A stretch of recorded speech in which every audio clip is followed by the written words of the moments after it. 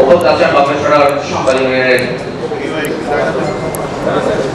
চিরসহকারী মহাসচিব, পেশাজীবী সাংবাদিক নেতা, মেধাবী সাংবাদিক নেতা যারা বাসির জামাত সহ জাতীয় সাংবাদিক সমাজের সমাজের কর্মকর্তাবৃন্দ, ঢাকার বাইরে থেকে বিভিন্ন জেলা থেকে আগত সাংবাদিক নেতৃবৃন্দ, সুদীর্ঘ সাংবাদিক সহযোগিতা, আসসালামু আলাইকুম।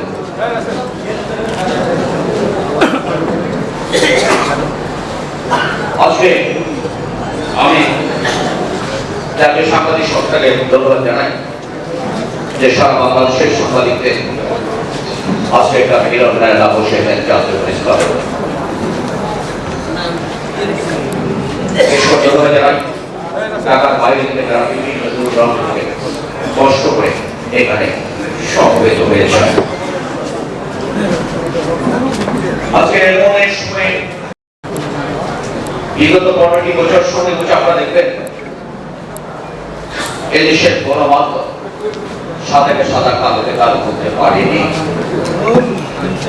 এই দেশের গণমাধ্যম সত্যতা তুলে ধরতে পারেনি। এই দেশের গণমাধ্যম ব্রিটিশ সরকারের যে দুর্নীতি, নির্যাতনের চিত্র তুলে ধরতে পারেনি, যা গত 4 মাস ধরে আমাদের মিডিয়া তুলে ধরছে। বরাবরই শরীর শাসকরা চেষ্টা কতক্ষণ কন্ট্রোল হতে পারে গণমাধ্যমে।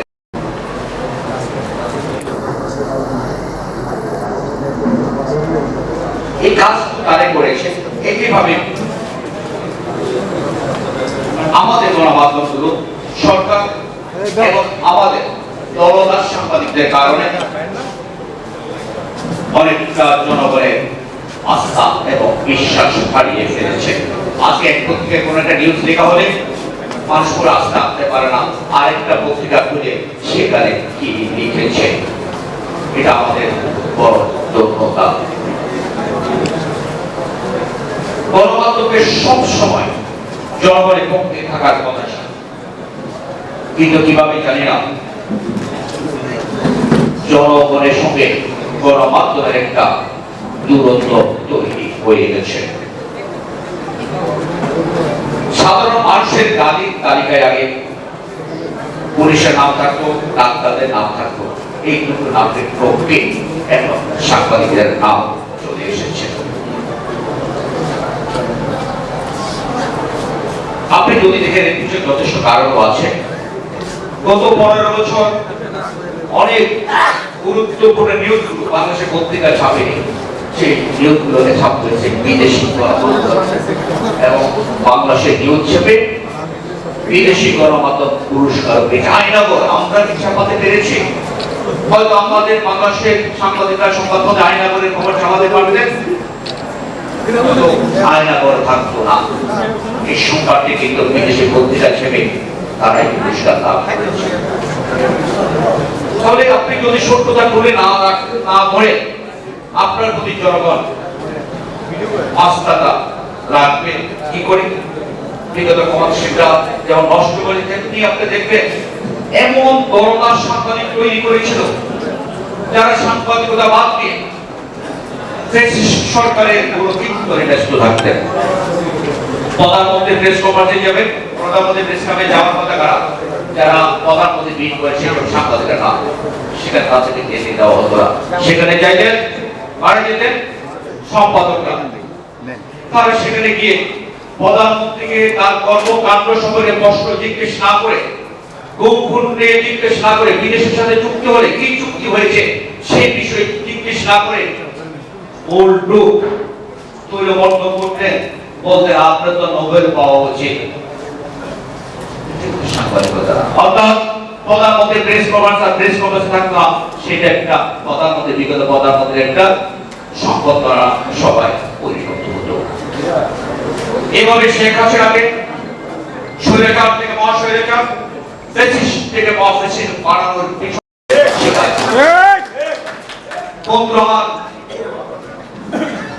জুলাই আগস্টে আমরা দেখলাম ছাত্ররা তাদের মেধার ভিত্তিতে চাকরি চাওয়ার জন্য দাবি নিয়ে এসেছে।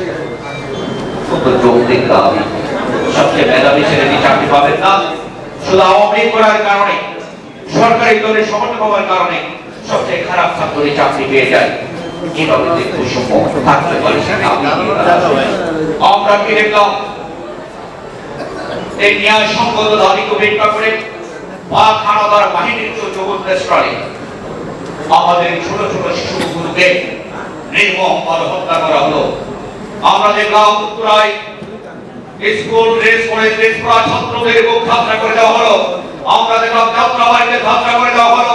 আমরা দেখলাম পাটনার রিং রোডে যাত্রা করে দেওয়া হলো।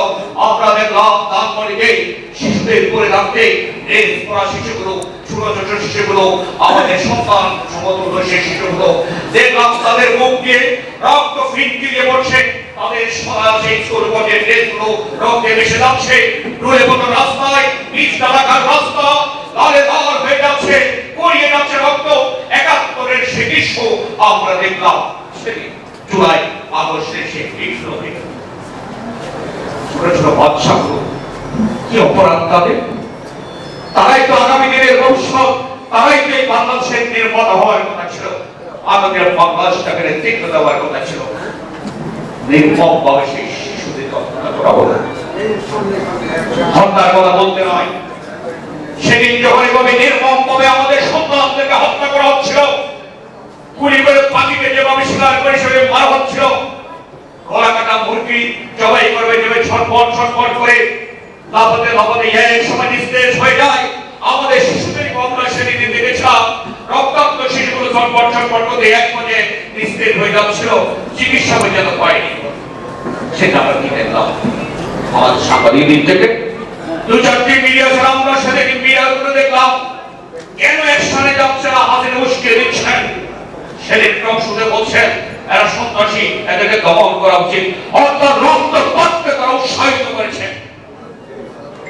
এদেরকে সাংবাদিক বলি কিভাবে? এরা তো খুনিদের দোষর, এরা প্রেসিডেন্টের দোষর, এরা কখনো সাংবাদিক হতে পারে না, এরা কখনো সমাজে ওয়াজ হতে পারে, এরা হতে পারে পেট্ট পোশাক কুকুর হতে পারে, এরা পুরো অবস্থাতে সমাজের অত্যন্ত প্রহরী হতে পারে না। এরা টোটাল আমাদের সাংবাদিকতাকে কালিমালিপ্ত করেছে।